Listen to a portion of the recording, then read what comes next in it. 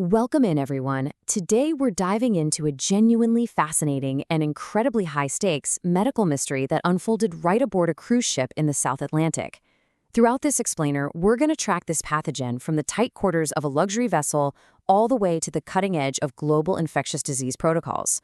We're looking at a rare, deadly pathogen, an unprecedented public health response, and what this whole situation tells us about our changing world.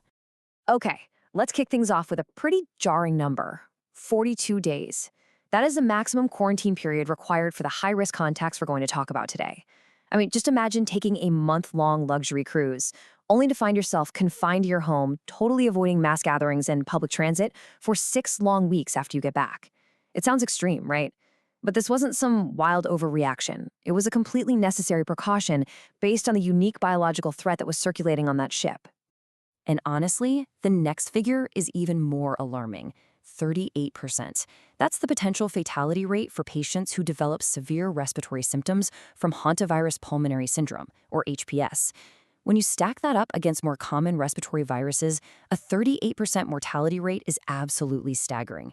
We're talking about a severe, rapidly progressing illness that literally leaves public health officials with zero room for error. So, you gotta wonder, how exactly does a virus that's naturally carried by mice and rats create a deadly cluster of human infections on a luxury vessel totally isolated at sea? It honestly sounds like the setup for a Hollywood thriller. But as we're going to see, the reality of these epidemiological spillovers is way more complex, and containing them requires incredibly swift intervention. To really understand the sheer scale of this emergency, let's zoom in on the specific timeline of the MV Hondius. It's wild to look at how a month-long journey carrying 149 passengers and crew from 23 different countries so rapidly turned into a massive, coordinated medical evacuation.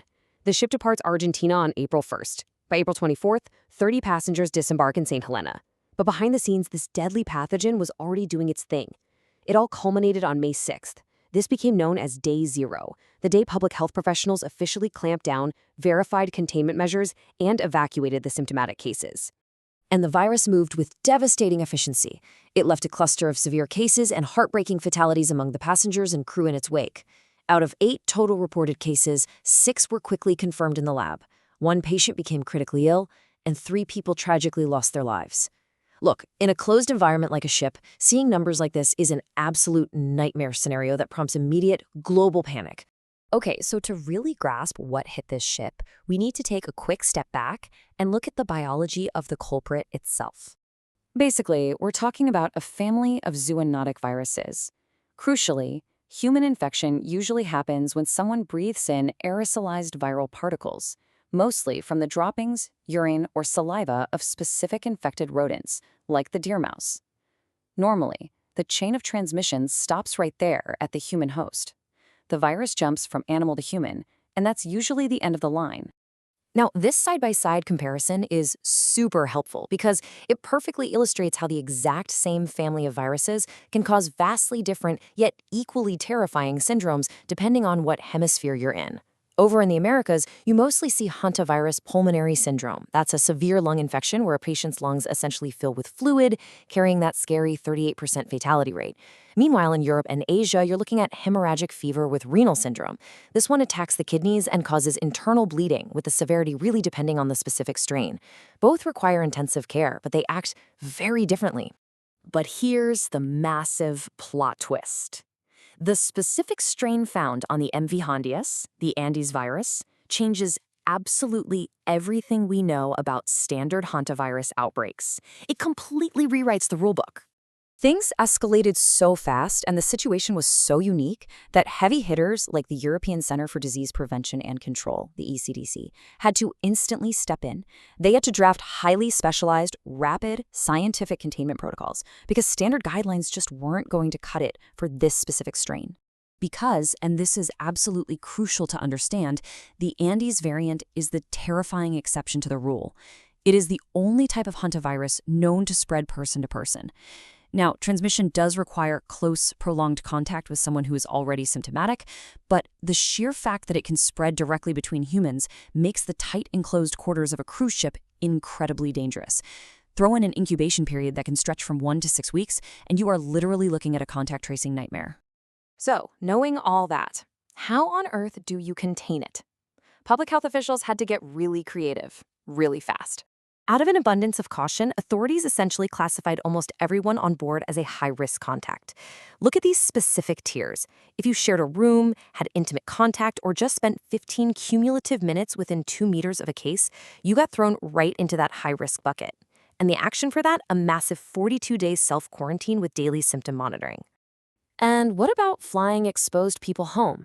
That requires a highly targeted approach.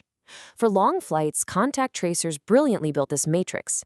They target the index case's specific row, plus 2 rows in front and 2 rows behind.